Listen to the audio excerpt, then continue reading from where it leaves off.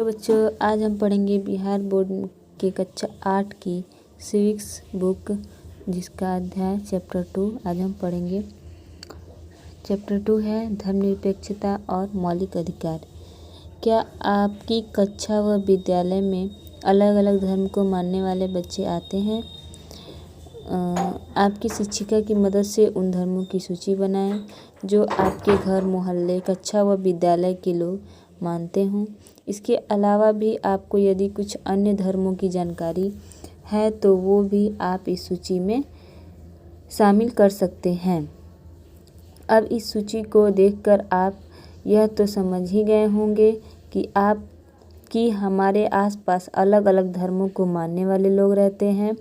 यदि हम पूरे देश की बात करें तो अलग अलग धर्मों को मानने वाले लोगों की सूची और भी लंबी हो जाएगी। इसमें कहा गया है कि आप सभी स्कूल जाते हैं तो आपको अपने शिक्षिका की मदद से जानना है कि आपके विद्यालय में कौन कौन से धर्म मानने वाले लोग आते हैं, और फिर उनकी आपको सूची बनानी होगी। आप सूची बनाएंगे तो देखेंगे कि आपका मित्र या आपके शिक्षक जो भी हैं वहाँ पे विद्यालय में, वो लोग अलग अलग धर्मों को मानने वाले लोग हैं।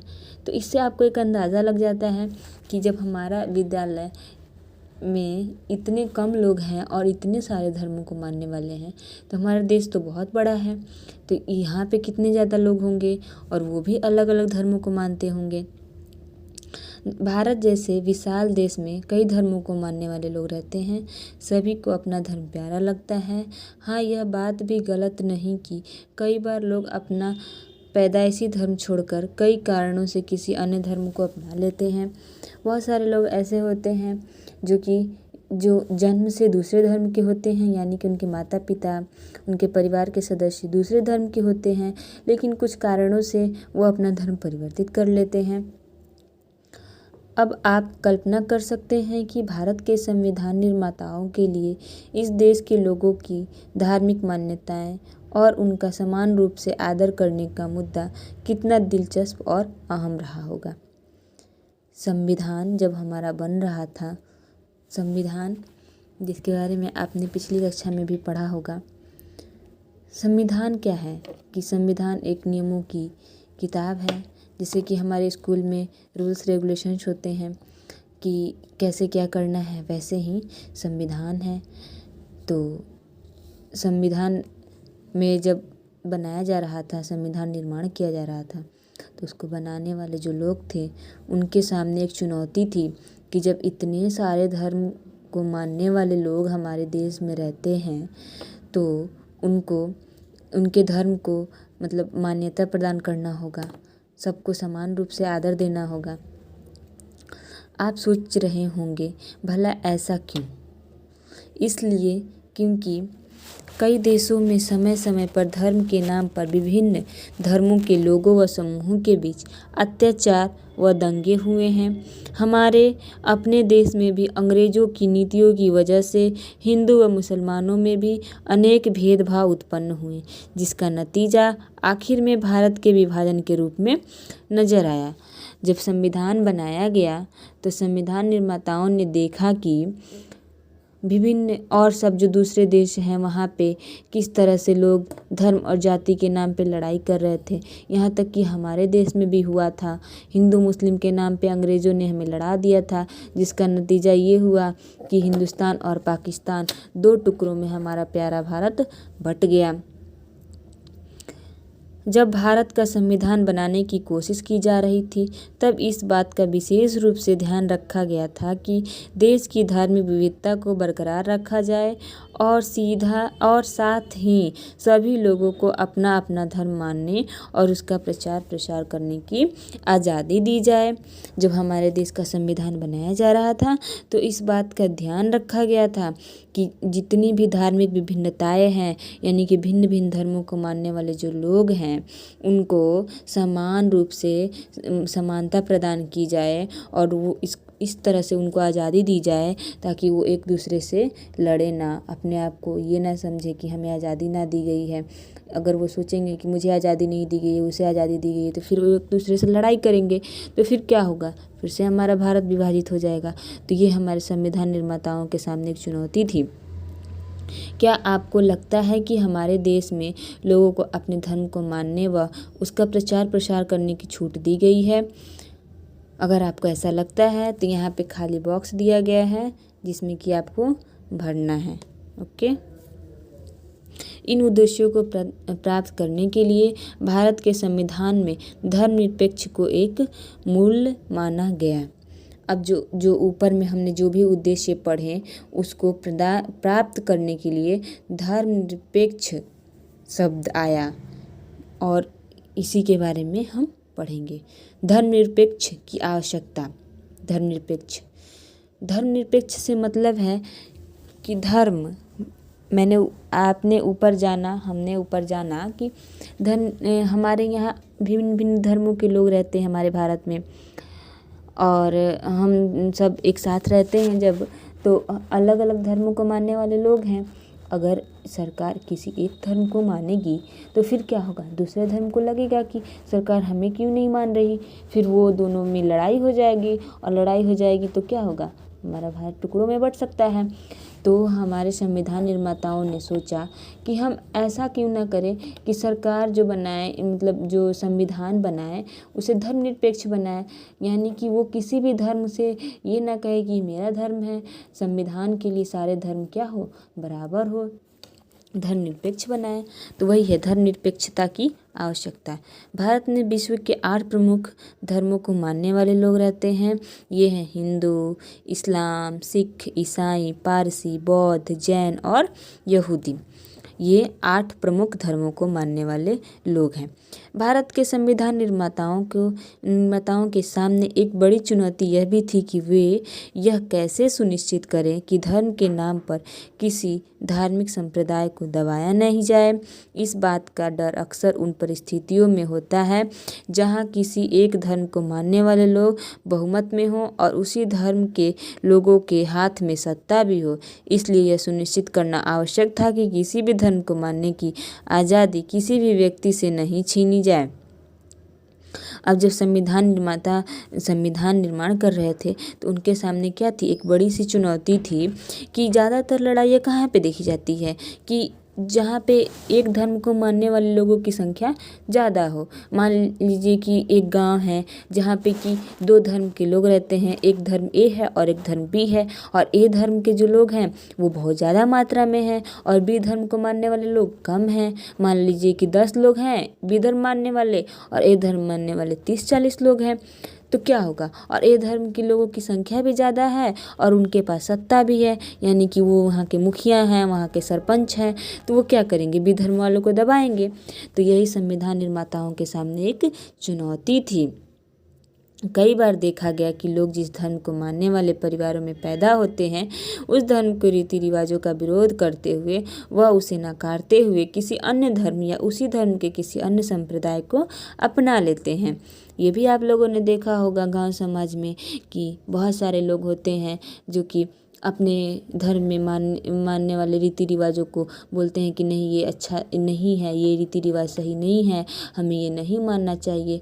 तो बहुत लोग बस बोल के रह जाते हैं और कुछ लोग अपना धर्म परिवर्तन कर लेते हैं या फिर उसी धर्म के अलग संप्रदाय को अपना लेते हैं।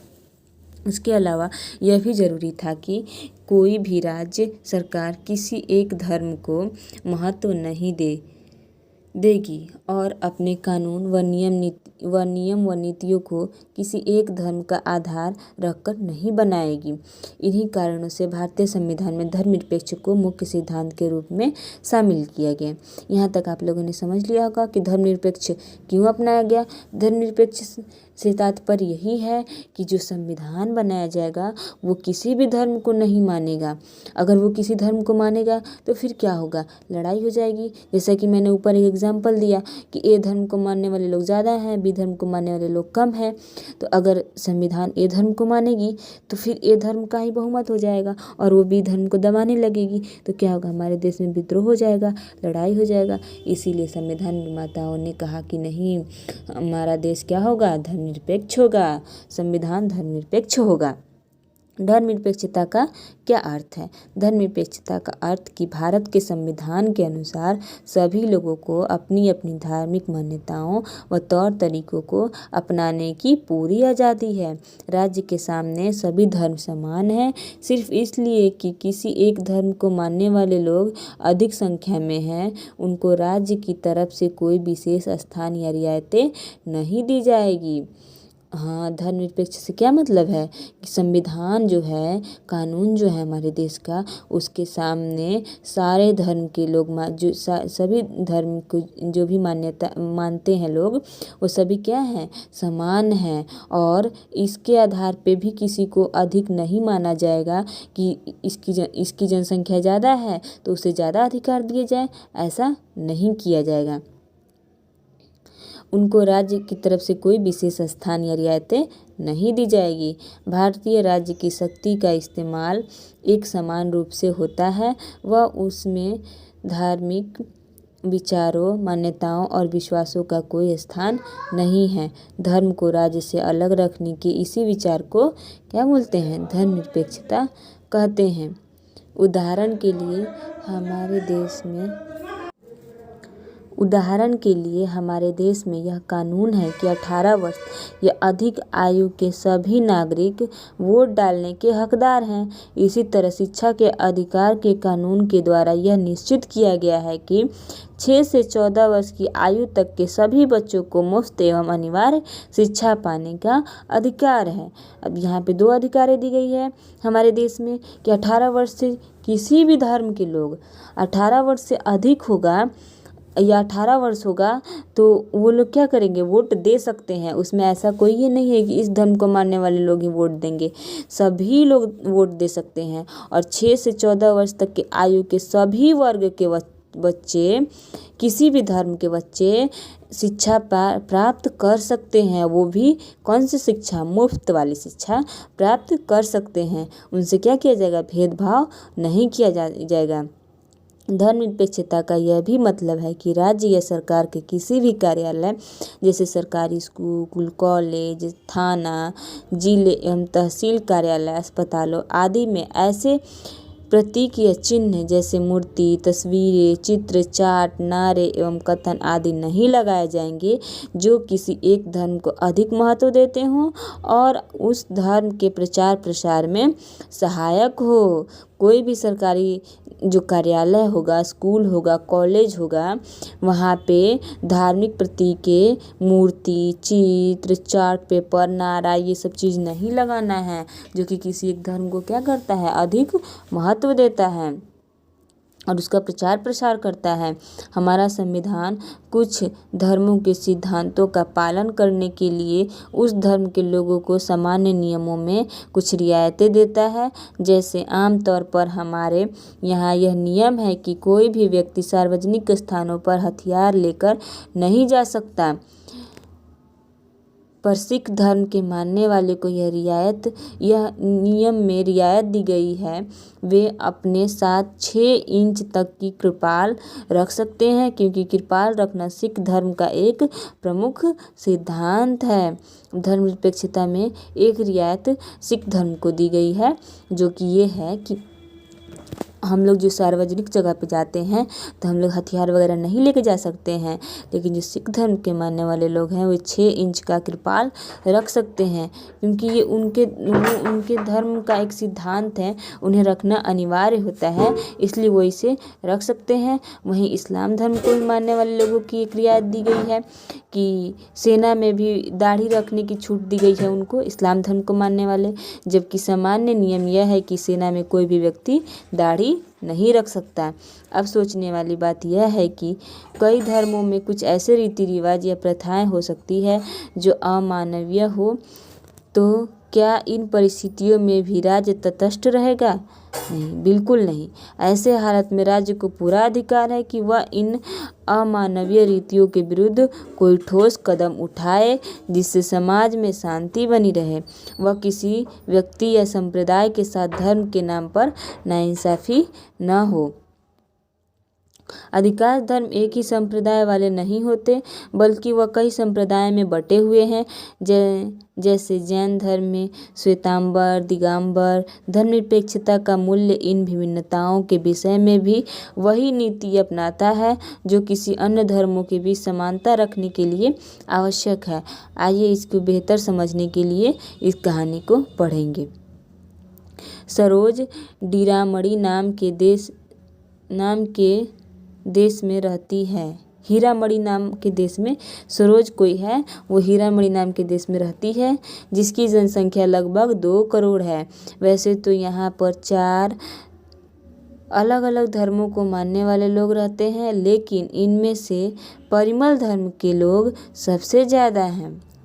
इन सभी धर्मों के अपने अपने भगवान और अपनी अपनी धार्मिक विचारधाराएं हैं, लेकिन परिमल धर्म के अलावा राज्य में अन्य धर्मों के लोगों पर कई तरह की पाबंदियां लगा रखी है।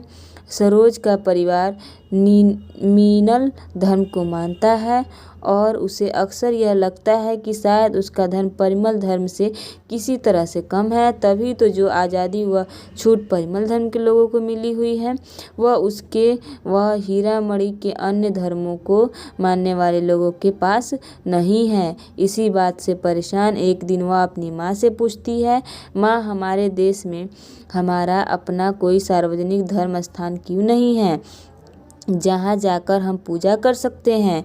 इस पर सरोज की माँ ने समझाया, हमारे देश के संविधान में परिमल धर्म को ही राज्य का मुख्य धर्म माना गया है और उसी धर्म के लोगों को अधिक महत्व दिया गया है। वह इस हेतु उन्हें खास रियायतें दी गई है। यहाँ तक हमने पढ़ा तो हमने समझा कि सरोज नाम की कोई लड़की है जो कि हीरामणि नाम के गांव में रहती है और ये गांव क्या है, धर्मनिरपेक्ष नहीं है। यहाँ पे परिमल धर्म को मानने वाले लोग ज़्यादा हैं और चूँकि सरोज का जो परिवार है वो परिमल धर्म को नहीं मानता है तो इन्हें क्या है, कम छूट मिला है और परिमल धर्म को मानने वाले लोगों को ज़्यादा छूट मिला है। तो इसको लगता है कि हो सकता है कि मेरे धर्म में कोई कमी है, मतलब हमारे धर्म में कुछ ये है। इसीलिए अपनी माँ से पूछती है कि सार्वजनिक पूजा स्थल क्यों नहीं है। तो उसकी माँ बताती है कि हमारे देश का जो कानून है उसमें परिमल धर्म को ही यहाँ का धर्म माना गया है और इसे अधिक महत्व दिया गया है। जैसे परिमल धर्म के अलावा अन्य धर्मों को लोग अपने घर में पूजा पाठ कर सकते हैं, लेकिन किसी भी सार्वजनिक स्थल पर होकर अपना कोई धार्मिक त्यौहार नहीं मना सकते। इसके अलावा हीरामणि ने सरकारी छुट्टियां केवल परिमल धर्मों के परिवार के लिए ही रखी गई है। जैसा कि तुमने अपने विद्यालय में देखा होगा कि वहाँ पर उन्हीं की देवी देवताओं की तस्वीरें लगी हुई है और ये आज़ादी उन्हीं सरकारी कार्यालय, अस्पतालों व कोर्ट कचहरी में दी गई है।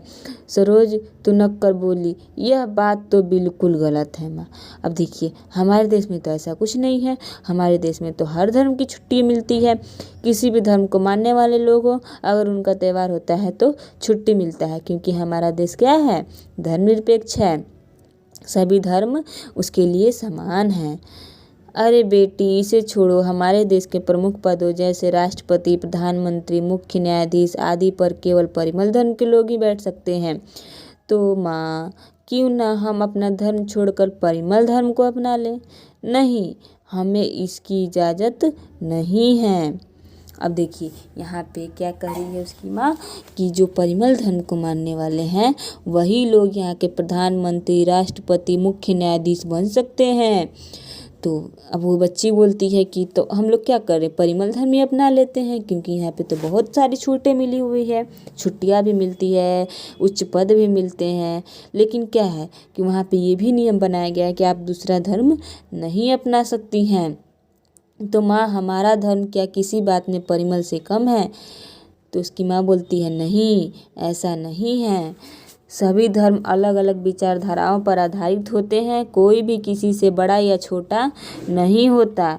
तो माँ, क्या परिमल धर्म के लोगों को सिर्फ इस वजह से विशेष छूट मिली हुई है क्योंकि इस देश में उनकी संख्या अधिक है?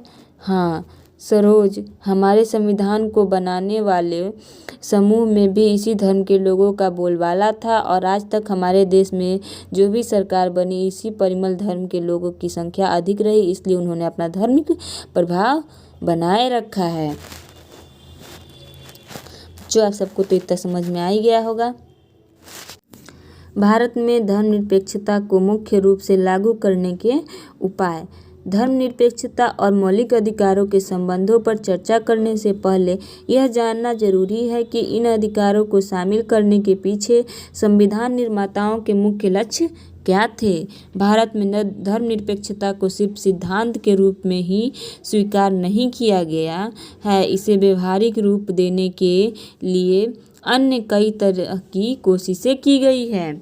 जैसे में देखिए आप, मौलिक अधिकार वे अधिकार हैं जो किसी भी व्यक्ति के आत्मसम्मान के लिए व मानसिक व शारीरिक रूप से एक स्वस्थ, आत्मनिर्भर, आज़ाद जीवन जीने के लिए जरूरी है। मौलिक अधिकार क्या है? हमारे आत्मसम्मान के लिए मानसिक और शारीरिक रूप से स्वस्थ, आत्मनिर्भर, आज़ाद जीवन जीने के लिए मौलिक अधिकार जरूरी है। उदाहरण के लिए शिक्षित होने का अधिकार, एक स्थान से दूसरे स्थान पर आने जाने की आज़ादी, अपने विचारों को दूसरे के सामने व्यक्त करने की स्वतंत्रता आदि कुछ ऐसी ज़रूरतें हैं जिनके पूरा ना होने पर कोई भी व्यक्ति एक संपूर्ण जीवन नहीं जी सकता। इसलिए राज्य बहुत सारे कानून व मौलिक अधिकारों को ध्यान में रखकर ही बनाता है। यदि कोई व्यक्ति महसूस करता है कि केंद्र सरकार या राज्य सरकार ने ऐसा कानून पास कर दिया है जो संविधान में दिए गए उनके मूल अधिकारों के खिलाफ है, तब वह सरकार के खिलाफ उच्च न्यायालय में या उच्चतम न्यायालय में मुकदमा दायर कर सकता है। अगर आपको लगता है कि हमारी जो सरकार है वो हमारे खिलाफ कुछ ऐसा नियम कानून बना रही है, वो हमारे मौलिक अधिकार के खिलाफ कुछ ऐसा नियम कानून बना रही है जो कि हमारे मौलिक अधिकारों का क्या करता है, हनन कर रहा है, तो आप उच्चतम न्यायालय में जाके मुकदमा कर सकते हैं। तब सर्वोच्चतम न्यायालय यह तय करती है कि वह कानून संविधान के अनुरूप है या नहीं। मौलिक अधिकार संविधान के तीसरे भाग में दिए गए हैं और इन्हें 6 भागों में बांटा गया है, जिन्हें नीचे दिए गया है। भारतीय संविधान में उल्लेखित मौलिक अधिकार में से कुछ अधिकार। अब जो मौलिक अधिकार है वे संविधान के तीसरे भाग में दिया है। जैसे कि आपने पिछली कक्षाओं में पढ़ा होगा कि संविधान जो है एक बहुत मोटी सी किताब है और उसमें नियम कानून बनाए गए हैं। तो उसका जो भाग 3 है, उसी 3 में मौलिक अधिकार दिया गया है, भाग 3 में, और 6 मौलिक अधिकार, इनको 6 भागों में बांटा गया है, जो कि 6 मौलिक अधिकार नीचे इस प्रकार है। पहला है समता का अधिकार। कानून के नज़र में सभी लोग समान हैं। इसका मतलब है कि सभी लोगों को देश का कानून एक समान सुरक्षा प्रदान करेगा। इस अधिकार में यह भी कहा गया है कि जाति या लिंग के आधार पर किसी भी नागरिक के साथ भेदभाव नहीं किया जाएगा। समता का अधिकार है, इसका मतलब है कि कानून के नज़र में क्या है, सभी लोग बराबर हैं और उनसे जाति, धर्म, लिंग, मतलब जात, धर्म और लिंग कि लड़का है या लड़की है, इसके आधार पर लड़का लड़की थर्ड जेंडर भी हो सकता है, इसके आधार पर उनसे क्या भेदभाव नहीं किया जाएगा। खेल के मैदान, होटल, दुकान इत्यादि सार्वजनिक स्थान को सभी को बराबर पहुंच का अधिकार होगा। रोजगार के मामले में राज्य किसी के साथ भेदभाव नहीं कर सकता, लेकिन इसके कुछ अपवाद हैं जिनके बारे में इसी किताब में हम आगे पढ़ेंगे। छुआछूत की प्रथा का भी इसी तरह उन्मूलन किया गया। छुआछूत की जो प्रथा थी, जो कि मतलब छोटी जाति बड़ी जाति लोग हम लोग का होता था हम लोगों के देश में, तो उसका अंत भी इसी अधिकार के तहत किया गया। ये कौन सा अधिकार है? समता का अधिकार, यानी कि इसमें कानून के नज़र में क्या होंगे? सभी लोग बराबर होंगे और उनको जाति, धर्म, लिंग के आधार पे भेदभाव नहीं किया जाएगा। ठीक है। मौलिक अधिकारों द्वारा धर्मनिरपेक्षता को व्यवहारिक रूप देने की कोशिश। जो मौलिक अधिकार है उसके द्वारा धर्मनिरपेक्षता को व्यवहारिक रूप दिया गया है, जिसको हम इस प्रकार समझेंगे। भारतीय राज्य द्वारा धर्मनिरपेक्षता को लागू करने के लिए तरह तरह के उपाय किए गए हैं। इन उपायों में मौलिक अधिकारों द्वारा धर्मनिरपेक्षता को लागू करने की कोशिश एक महत्वपूर्ण कदम है। भारतीय संविधान में दिए गए मौलिक अधिकारों में से समता का अधिकार, धार्मिक स्वतंत्रता का अधिकार व खास तौर पर अल्पसंख्यकों के संस्कृति व शिक्षा संबंधी अधिकार धर्मनिरपेक्षता को मजबूत करने में सहायता करते हैं।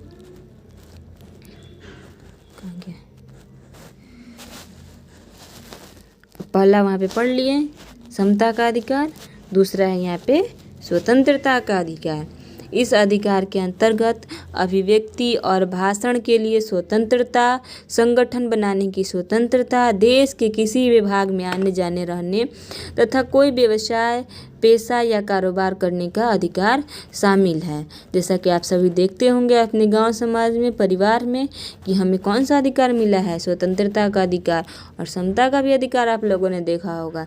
स्वतंत्रता का अधिकार आप लोगों ने ये के रूप में ये देखा होगा कि आप लोग ट्रेन में बैठ के जहाँ मन करता है घूमते हैं, मम्मी पापा के साथ जाते हैं, घूम फिर के आते हैं। और आपके पिताजी या आपके घर के परिवार के अन्य सदस्य, आपकी माएँ कहीं पे भी जाके कोई व्यवसाय कर सकती हैं, यानी कि अगर उनका कोई जॉब लगता है तो वो जॉब जाके कर सकती हैं, या फिर कोई अपना व्यापार भी चाहें खोलना तो कर सकता है। इसके लिए कोई रोक टोक नहीं है कि तुम इस देश की हो, इस राज्य की हो या फिर इस गांव की हो तो तुम अपने ही गांव पे अपना व्यवसाय करोगी, ऐसा नहीं है। सभी लोग कहीं पे भी जाके अपना कर सकते हैं। स्वतंत्रता का अधिकार मिला है। आप कहीं किसी से अपनी बात कह सकते हैं, भाषण भी दे सकते हैं, आप संगठन बना सकते हैं। शोषण के विरुद्ध अधिकार। संविधान में कहा गया है कि मानव व्यापार, जबरिया श्रम और 14 वर्ष से कम उम्र के बच्चों को मजदूरी पर रखना अपराध है। शोषण के विरुद्ध का अधिकार जो है, इसमें कहा गया है कि मानव जो व्यापार है, पहले के ज़माने में क्या होता था, लोगों को बेच दिया जाता था, तो वो जो है अपराध है। और जबरिया श्रम और 14 वर्ष से जो कम उम्र के बच्चे हैं, पहले उन लोगों से काम करवाया जाता था। अभी भी शायद कहीं पे ऐसा देखने को मिलता है, हमारे यहाँ तो नहीं देखने को मिलता है, लेकिन आप लोगों के यहाँ शायद देखने को हो सकता है मिल सके। तो ये क्या है, अगर आप लोग देखिएगा तो वहाँ पे कहिएगा कि ये आप इनके साथ गलत कर रहे हैं, आपके ऊपर केस हो सकता है। ये कौन सा अधिकार है? शोषण के विरुद्ध अधिकार है। इसके तहत आप जाके न्यायालय में मुकदमा दायर कर सकते हैं। धार्मिक स्वतंत्रता का अधिकार। सभी नागरिकों को पूरी धार्मिक स्वतंत्रता दी गई है। प्रत्येक व्यक्ति को अपनी इच्छा या धर्म अपनाने, उसका प्रचार प्रसार करने का अधिकार है। धार्मिक स्वतंत्रता का अधिकार में कहा गया है कि सभी धर्म अपने जो इस धर्म को मानने की आपकी इच्छा है, आप उस धर्म को मान सकते हैं और उसका प्रचार प्रसार कर सकते हैं। सांस्कृतिक और शैक्षणिक अधिकार। संविधान में कहा गया है कि धार्मिक या भाषाई सभी अल्पसंख्यक समुदाय अपनी संस्कृति की रक्षा और विकास के लिए अपने शैक्षणिक संस्थान खोल सकता है। इसमें सांस्कृतिक शैक्षणिक जो अधिकार है, इसमें कहा गया है कि आप अपने समुदाय के लिए, अपनी संस्कृति की रक्षा के लिए अपना एक शैक्षणिक संस्थान खोल सकते हैं। हो गया। अब छठा है संवैधानिक उपचारों का अधिकार। यदि किसी नागरिक को लगता है कि राज्य द्वारा उसके किसी भी मौलिक अधिकार का उल्लंघन हो रहा है तो इस अधिकार का सहारा लेकर वह अदालत जा सकता है। यही मैंने आपको बताया था कि अगर आप लोग किसी के साथ देखेंगे कि उसके साथ समता का अधिकार उसको नहीं मिला है, उसके साथ समान व्यवहार नहीं हो रहा है, तो आप क्या कर सकते हैं, उसके खिलाफ मुकदमा दायर कर सकते हैं। अगर स्वतंत्रता का अधिकार नहीं मिला, उसे भाषण नहीं देने दिया जा रहा है या फिर उसे कहीं आने जाने में रोका जा रहा है कि नहीं तुम यहाँ नहीं जा सकते, तुम इस राज्य के हो, तुम इसी राज्य में रहो, या फिर उसे व्यवसाय नहीं करने दिया जा रहा है, तो आप उसके लिए मुकदमा कर सकते हैं। आपके साथ कहीं आप देख रहे हो कि किसी के साथ शोषण हो रहा है तो उसके खिलाफ भी आप मुकदमा कर सकते हैं। धार्मिक स्वतंत्रता, अगर आपको रोकी जा रही है कि आप इस धर्म को ना माने तो इसके खिलाफ भी आप मुकदमा दायर कर सकते हैं। उसके बाद जो अल्पसंख्यक समुदाय के लोग हैं तो वो क्या करेंगे, अपनी संस्कृति के, अल्पसंख्यक से तात्पर्य ये है कि जिसकी संख्या कम है, अल्प मतलब कम और संख्यक से अर्थ निकलता है कि संख्या, तो जिसकी संख्या कम है उन लोगों की संस्कृति अगर खत्म हो जाएगी तो फिर आगे चल के हम लोग कैसे जानेंगे कि क्या संस्कृति थी। तो इसलिए वो अपनी संस्कृति की रक्षा करने के लिए, उसके विकास के लिए शैक्षणिक संस्थान खोल सकता है, और अगर ऐसा करने से रोका जा रहा है उसको तो आप इसके खिलाफ मुकदमा दायर कर सकते हैं। समता का मौलिक अधिकार व धर्मनिरपेक्षता। समता के मौलिक अधिकार में मुख्य तौर पर 3 बात शामिल सामाजिक समता की कही गई है। समता के मौलिक अधिकार में मुख्य तौर पर तीसरी बात सामाजिक समता की कही गई है। सबसे पहले यह कहा गया कि कानून के सामने सभी लोग क्या होंगे, समान है। इसका अर्थ है कि कानून के द्वारा किसी के साथ धर्म, जाति, लिंग, नस्ल आदि के आधार पर भेदभाव नहीं किया जाएगा, चाहे व्यक्ति गरीब हो या अमीर। कानून उसके साथ भेदभाव नहीं करेगा, ये नहीं कहेगा कि अमीर है तो इसके लिए दूसरा कानून लगेगा, इसे 5 स्टार होटल जैसे क्या बोलते हैं जेल में रखा जाएगा, और जो गरीब है उसको गंदे जेल में रखा जाएगा। ऐसा कुछ नहीं है। जो गरीब है उसके लिए भी वही कानून है और जो अमीर है उसके लिए भी वही कानून है। इसमें यह बात भी शामिल है कि हमारे देश में ऐसे कानून बनाए जाएंगे जो यहाँ पे मिसप्रिंट है पर न आधारित ना हो। समता के मौलिक अधिकार में दूसरी बात नौकरियों में समान अवसर देने की कही गई है, जिसका अर्थ है कि नौकरी देते समय राज्य नागरिकों के साथ किसी भी आधार पर भेदभाव नहीं करेगा। जब सरकारी नौकरियां जो सरकारी जॉब होते हैं उसमें वो किसी के भी आधार पर भेदभाव नहीं करेगा कि आप इस धर्म के हैं, आप इस जाति के हैं, या फिर आप इस लिंग हैं, इस समुदाय के हैं, किसी भी के आधार पर वो भेदभाव नहीं करेगा। नौकरियों में सभी को समान अवसर देने के लिए राज्य को यह अधिकार दिया गया है कि वह सदियों से दबाई जा रही जाति वर्गों, महिलाओं और विकलांगों के लिए नौकरी में कुछ पदों को आरक्षित कर सकता है। इसका मतलब यह है कि आरक्षित पदों पर केवल संबंधित वर्गों के लोगों की ही नियुक्ति की जाएगी। समान अवसर में यह भी बात कहा गया है कि जो सदियों से जो पिछड़े जाति के लोग हैं, जिनको कि सदियों से दबाया गया है, और महिला वर्ग जिसे भी कि दबाया गया है। पहले के ज़माने में तो महिलाएं उतनी शिक्षित नहीं हुआ करती थी, अब महिलाएं पढ़ रही है, तो इन लोगों को, और फिर जो विकलांग लोग हैं तो उन लोगों को उतना पढ़ने लिखने के लिए नहीं मिलता था, उनको दबाया गया था, वो हाशिए पे है, तो उन लोगों को थोड़ा आरक्षण दे करके उन्हें समान अवसर देने की कोशिश की जाएगी कि उनका अगर मतलब कुछ सीट आरक्षित कर दिया जाएगा उनके लिए, और फिर उनकी नियुक्ति की जाएगी। संविधान में इन मौलिक अधिकारों के तहत तीसरी बात सामाजिक समता की कही गई है। सामाजिक समता को सुनिश्चित करने के लिए यह कहा गया है कि सार्वजनिक स्थानों जैसे दुकानों, सिनेमा हॉल, होटलों, पूजा स्थलों आदि के उपयोग से किसी को रोका नहीं जाएगा। इसके अंतर्गत संविधान में जाति के आधार पर माने जाने वाले छुआछूत को समाप्त कर उसके व्यवहार और प्रचार को दंडनीय अपराध बना दिया गया है। यानी कि जो भी सार्वजनिक स्थान है, होटल, सिनेमा घर, पूजा स्थल, उस पर सभी लोग जा सकते हैं। ये नहीं किया जाएगा कि आप छोटी जाति के हैं, आप बड़ी जाति के हैं, या फिर आप ऐसे हैं वैसे हैं तो आप यहाँ नहीं जा सकते। ओके। धार्मिक स्वतंत्रता का अधिकार व धर्मनिरपेक्षता। धार्मिक स्वतंत्रता के मूल अधिकार में यह कहा गया है कि हर व्यक्ति अपने अंतरात्मा की आवाज़ से किसी भी धर्म को मान सकता है। उसे किसी भी धर्म को मानने के लिए मजबूर नहीं किया जा सकता। यह पूरी तरह से व्यक्ति की इच्छा पर निर्भर है कि वह किसी धर्म को माने या ना माने। आप इसमें धार्मिक स्वतंत्रता में ये समझिए कि आप अपने अंतरात्मा की बात सुनकर, यानी कि आपको जो धर्म आपका मन कहता है, आप जिस धर्म में से संतुष्ट हैं, आप उस धर्म को मान सकते हैं। धार्मिक स्वतंत्रता का मूल अधिकार यह भी विश्वास दिलाता है कि राज्य द्वारा चलाए जा रहे स्कूलों, कॉलेजों एवं अन्य अनुदान प्राप्त स्कूलों, कॉलेजों आदि में किसी भी तरह की धार्मिक पूजा, धार्मिक समारोह या धार्मिक गतिविधि नहीं की जाएगी।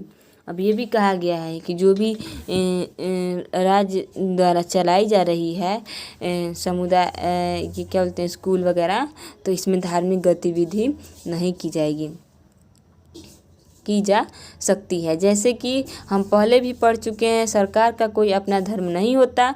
सरकार न किसी धर्म को बढ़ावा देती है, न किसी धर्म को कमज़ोर करने की कोशिश करती है। अल्पसंख्यकों को संस्कृति व शिक्षा संबंधी अधिकारों का व धर्मनिरपेक्षता। नीचे दिए गए चित्रों में आपने देखा कि शिक्षिका ने बहुमत के आधार पर निर्णय लिया। क्या यह सही है? हमारे संविधान में इस बात का ध्यान रखा गया है कि ज़्यादा से ज़्यादा लोगों के मत के आधार पर निर्णय लिए जाएं। यहाँ पे चित्र दिया होगा जो कि मेरे पुस्तक में नहीं है, आपके पुस्तक में होगा, आप इसे देख सकते हैं। लेकिन इसके साथ साथ संविधान में यह भी ध्यान रखा गया है कि किसी भी अल्पसंख्यक समुदाय के साथ नाइंसाफ़ी ना हो, बल्कि संविधान के तरफ से उन्हें कुछ विशेष अधिकार मिले हुए हैं, जैसा कि सभी अल्पसंख्यकों को, चाहे वे धर्म के आधार पर हो या भाषा के आधार पर, अपनी विचारधारा की शिक्षण संस्था की स्थापना करने और चलाने का अधिकार है, जैसा कि मैंने ऊपर पढ़ा था। आमतौर पर भाषा और धर्म के आधार पर यह किया जाता है कि किन्हें अल्पसंख्यक समूह माना जाए। कोई अल्पसंख्यक है या नहीं, इस पर निर्भर करता है कि वे कहाँ रहते हैं। उदाहरण के लिए मराठी बोलने वाले लोग महाराष्ट्र में अल्पसंख्यक नहीं माने जाएंगे, इसलिए पश्चिम बंगाल में वे अल्पसंख्यक माने जाएंगे। अब जो मराठा बोलने वाले भाषा के आधार पर, धर्म के आधार पर उनको अल्पसंख्यक माना जाता है, तो अब जो मराठी बोलने वाले लोग हैं वो महाराष्ट्र में अल्पसंख्यक नहीं माने जाएंगे, लेकिन वो पश्चिम बंगाल में अल्पसंख्यक माने जाएंगे, क्योंकि पश्चिम बंगाल के लोग बंगाली बोलेंगे और मराठा तो वहाँ पे कम बोलने वाले लोग होंगे, तो उनको क्या वहाँ पे अल्पसंख्यक माना जाएगा। अल्पसंख्यक समूहों को अपनी संस्कृति और भाषा की रक्षा के लिए शैक्षणिक संस्थाएं स्थापित करने और उन्हें चलाने की स्वतंत्रता है। उदाहरण के लिए, यदि कन्नड़ भाषी लोग अपनी संस्कृति और भाषा के संरक्षण के लिए बिहार में कन्नड़ माध्यम का स्कूल चलाना चाहते हैं, तो उन्हें ऐसा करने से रोका नहीं जा सकता। अगर ऐसी संस्था अनुदान व मान्यता के लिए ज़रूरी शर्तें पूरी करती हैं, तो सरकार उन्हें अनुदान व मान्यता देती है। सरकार भी उन्हें अनुदान देती है और मान्यता भी देती है। जैसे कि हमारे अध्याय में शुरू में पढ़ा, कि भारत में धर्मों के साथ साथ भाषाई विविधताएं भी पाई जाती है। ज़्यादातर भाषाएं ऐसी हैं जो कम संख्या वाले लोगों द्वारा बोली जाती है। अधिकतर भाषाओं का संबंध कम संख्या वाले धर्मों को मानने वालों से भी है। इसलिए अल्पसंख्यकों के सांस्कृतिक व शिक्षा संबंधी अधिकार धर्मनिरपेक्षता को व्यवहार में लागू करने व मजबूत करने में बहुत सहायक हुई है। अल्पसंख्यकों की भाषाओं को सुरक्षा प्रदान करने के लिए एक तरह की उनकी धार्मिक, यहाँ पे कुछ होगा, मेरे पुस्तक में नहीं है। अब यहाँ पे अभ्यास प्रश्न दिया है। आशा करती हूँ कि आप लोगों को ये चैप्टर अच्छे से समझ में आया होगा। Thank you so much.